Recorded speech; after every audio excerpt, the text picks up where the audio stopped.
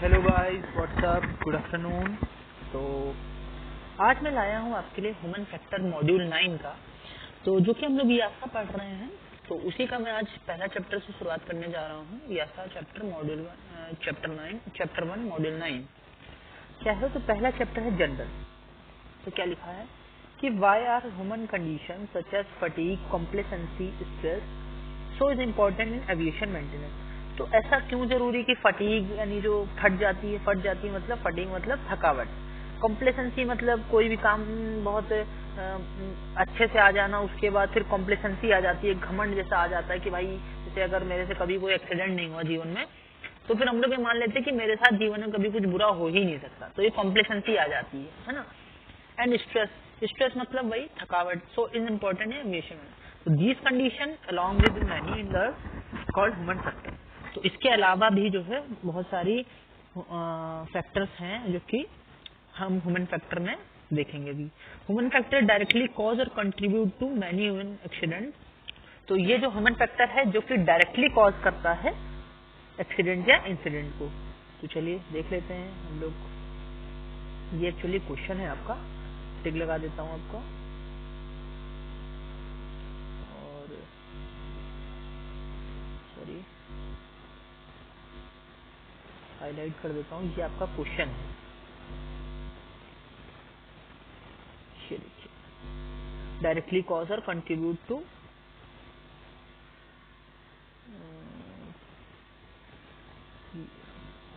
चलिए, human factor directly cause और contribute to many accident.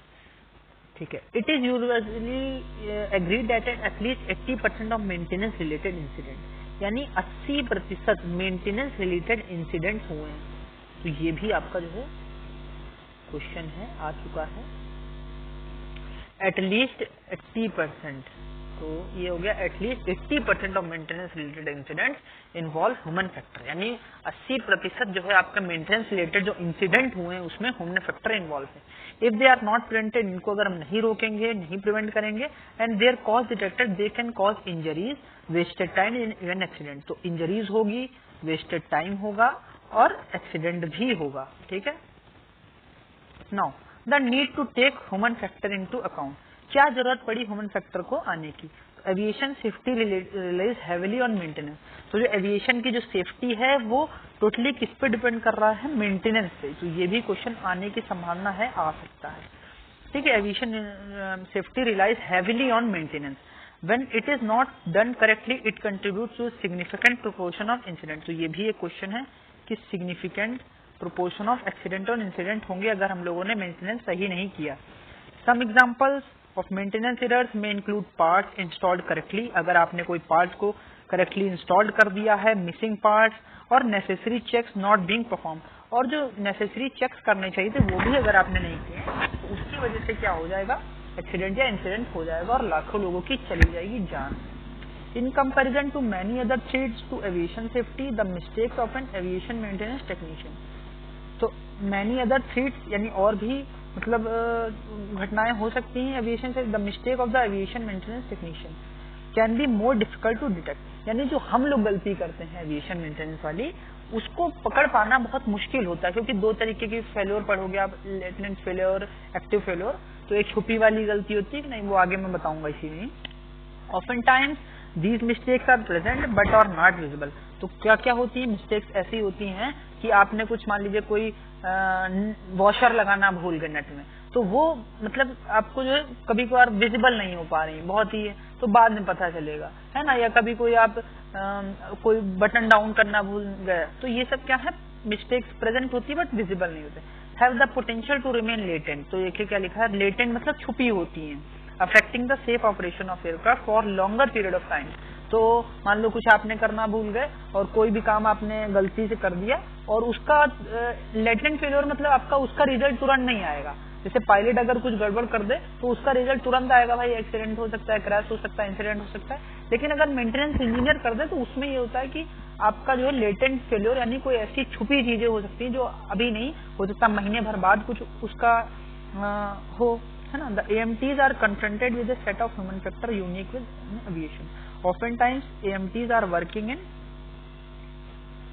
In the evening और early morning इन confined space. तो हम लोग क्या करते हैं, शाम को काम करते हैं, बहुत सुबह काम करते हैं, जल्दी एकदम 4 से 6 वाला जो वर्क होता है। कन्फाइंड स्पेस, बहुत कम जगह में काम करते हैं। प्लेटफॉर्म डेटा आर हाई, तो बहुत ऊंचे ऊंचे, जो कि हम लोग ऊंचे ऊंचे उस पर काम करते हैं, ठीक है। तो और इन वेराइटी ऑफ एडवर्स टेम्परेचर, यानी बहुत ही खराब टेम्परेचर में, ह्यूमिडिटी कंडीशन बहुत ही खराब हो। Work can be physically strenuous yet also requiring high degree of attention to detail, यानी हम लोग को बहुत ज्यादा अटेंशन चाहिए होगी इन सब कड़ी मौसम में, है ना। इतने ऊंचे ऊंचे उस पे जो उसको बोर्ड्स बोलते हैं उस पे खड़े होके, है ना, हाइट पे काम करके फ्यूजलाज से। तो इन सब कामों की वजह से बहुत हम लोग को अटेंशन देखना पड़ेगा। तो देखिए क्या लिखा, human factor, mental state, emotional state, human capabilities, physical state, environmental condition, human limitation. तो above human factor and the help of people is very important. तो ये काम करनी है। चलिए, तो देखिए काम हो रहा है यहाँ नीचे कुछ में, distraction and must focus on detail. तो बहुत सारे डिस्ट्रैक्शंस होते हैं। ये क्या लिखा है, ठीक है, पुअर इंस्ट्रक्शंस, फटीग, ये सब आपके जो है पुअर ट्रेनिंग, इन सब की वजह से factors they affect human performance of AMT, यानी ये फैक्टर्स हैं जिसकी वजह से एयरक्राफ्ट मेंटेनेंस टेक्नीशियन जो है उसकी परफॉर्मेंस अफेक्ट हो सकती है। क्या क्या, लाउड नॉइज, बहुत तेज आवाज आ रही, फटीग, फट गई हो, फट मतलब थकावट हो गई हो, स्नो बहुत भारी भरकम मात्रा में बर्फ गिर रही हो, पुअर टूल कंट्रोल, टूल को कंट्रोल करना पा रहे हो, है ना, लेटेंट मेडिकल एनवायरमेंटल फैक्टर्स, है ना, हो सकता है कुछ घर वो मेडिकली फिट ना हो, पुअर इंस्ट्रक्शन हो, बोरिंग रेपिटेटिव जॉब्स, है ना, हो सकता है घर में लड़ाई हो, रेपिटेटिव जॉब हो सकता है उसकी गर्लफ्रेंड नाराज हो उससे, उसकी बीवी नाराज हो, घर से लड़ाई करके आया हो। तो ये सब क्या है जो कि एएमटी को, उसके जो काम को उसको अफेक्ट कर सकते हैं। Because of the nature of the maintenance task, AMTs commonly spend more time preparing for a task then actually carrying it out. तो वो थोड़ा ज्यादा समय लेता है। Proper documentation of all maintenance work is key element. तो proper documentation, यानी एक प्रॉपर डॉक्यूमेंटेशन जो की एलिमेंट है फॉर ऑल मेंटेनेंस वर्क। तो अगर आपका डॉक्यूमेंटेशन सही होंगे, मैनुअल सही होंगे, AMTs also typically spend as much time spending updating maintenance logs as performing the work. Human factor and how they affect people are very important in aviation maintenance. Such awareness can lead to improved quality, ठीक है, very good, यानी quality आपकी जो है बढ़ेगी। And environment that ensures continuing work and aircraft safety and much more involve in responsible workforces. More specifically, the reduction of even minor errors can provide measurable benefits, including cost reduction. तो ये सब काम का नहीं, fair miss deadline reduction, work related reduction, warranty claims reduction, तो ये आपका काम का नहीं। It is apparent that anticipated और एबनॉर्मल मेडिकल कंडीशन, ये सब वही चीज बता रहे हैं। That is anticipated over the age of indiscomprised visual inspection of aircraft, ये सब भी काम का नहीं है। मैंने एस्पेक्ट्स ऑफ ह्यूमन फैक्टर, ये भी काम का नहीं है। चलो, PR model of human factor in maintenance, तो ये आपका काम का है। तो human factor can divide into 4 main topics. PR, तो पीआर क्या मतलब होता है, application of the mnemonic PR make recognition of human factor even easier, यानी पीआर जो बना दिया है ह्यूमन फैक्टर वालों ने, उसकी वजह से आपको समझना बहुत आसान हो गया। It prompts recall of the 4 important consideration of the HF. तो पीपल, पी से मतलब हो गया पीपल हु डू जॉब, जो कि जॉब कर रहे हैं, environment in which they work, actions in which they perform, resources need to complete the job. समझ में आया, यानी पी मतलब हो गया पीपल, जो लोग काम कर रहे हैं। तो कौन काम कर रहा है ना, ऐसा तो नहीं कि कोई और बिना पढ़ा लिखा काम करने चला। इन्वायरमेंट, कैसे इन्वायरमेंट में काम कर रहे हैं, एक्शंस, क्या काम कर रहे हैं, दे परफॉर्म, एक्शंस क्या ले रहे हैं, रिसोर्सेज, उनके पास रिसोर्सेज तो हैं कि नहीं, necessary to complete the job, है ना। मान लो कि खोलना है प्लायर से और खोल रहे हैं हाथ से, तो मतलब है भी नहीं है, तो देखना पड़ेगा। The list with element are not exhaustive but help to guide people on mon factor influences that should be considered. तो PEAR was developed by doctor Michael Maddox and doctor Bill Johnson. तो ये आपसे question पूछा जा सकता है। Dr. Michael Maddox and Dr. Bill Johnson, specifically with maintenance in mind, and is an easy way for aviation maintenance personnel to identify human factor and relate the task to यानी। चलो, PIR has been used for a jar ESA 145, ठीक है, तो people हो गया, environment हो गया, actions हो गया, रिसोर्सेज हो गया।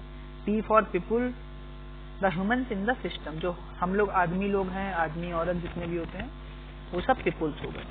With all our capabilities and limitation, जितनी भी हमारी कैपेबिलिटीज हैं, हमारी क्षमताएं हैं, हमारी जितनी भी लिमिटेशंस हैं। It include senses such as vision, देखने की जो शक्ति है, सुनने की जो शक्ति है, physical characteristics, strength and reach, यानी कहाँ तक हम पहुँच सकते हैं।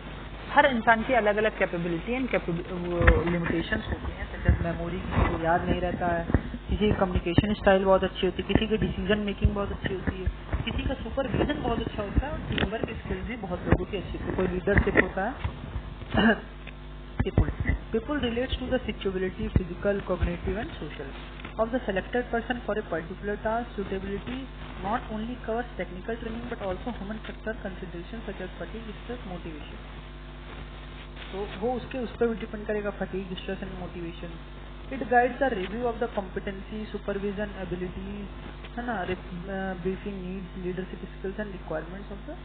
तो ये देखिए, आप पीपुल वाला देख सकते हैं, इसको ज़्यादा देखने की जरूरत नहीं है, आपको बस समझ में आ जाएगा कौन कैसे सोचता है, क्या एक्सपीरियंस है, क्या मोटिवेशन है, क्या उसका करंट चल रहा है, क्या अपडेट है कि नहीं, ये सब आप देख सकते हैं। ई स्टैंड फॉर एनवायरनमेंट, जाहिर सी बात है, कैसा एनवायरनमेंट होगा, काम करने लायक होगा कि नहीं होगा, बारिश है ना, सही है कि नहीं, फिजिकल एनवायरनमेंट सही है, ऑर्गेनाइजेशन के कैसा एनवायरनमेंट है, लाइटनिंग है कि नहीं, टेम्परेचर है कि नहीं, नॉइज लेवल ज़्यादा तो नहीं है ना, और सुपरविजन है कि नहीं, प्रेशर कितना है वहाँ का, इस तरीके से टाइम प्रेशर तो नहीं दे रखा है उन्होंने, है ना, इस तरीके से बॉस बहुत प्रेशर लगाता है, तो इन्वायरमेंट कैसा है।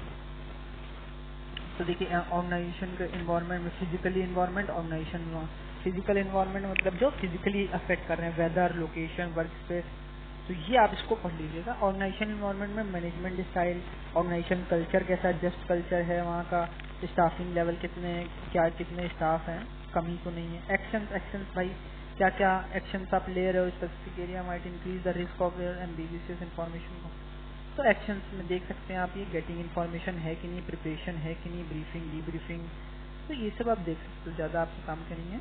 आर इज रिसोर्सेज अवेलेबल है कि नहीं, टूल्स है कि नहीं, कॉन्फिडेंस है कि नहीं, मटेरियल है कि नहीं, लाइटनिंग है कि नहीं, पर्सनल है कि नहीं, है ना, पर्सनल मतलब हम लोग या वर्कर्स हैं कि नहीं, time and personal should be first inform, तो ये सब आप देख सकते हैं। ठीक है, तो यहाँ तक आज जो है हम लोग जो है ये भी अच्छा भाई है, यहाँ तक हम लोग का हो गया लैक ऑफ डिसीजन, तो ये काम करनी है।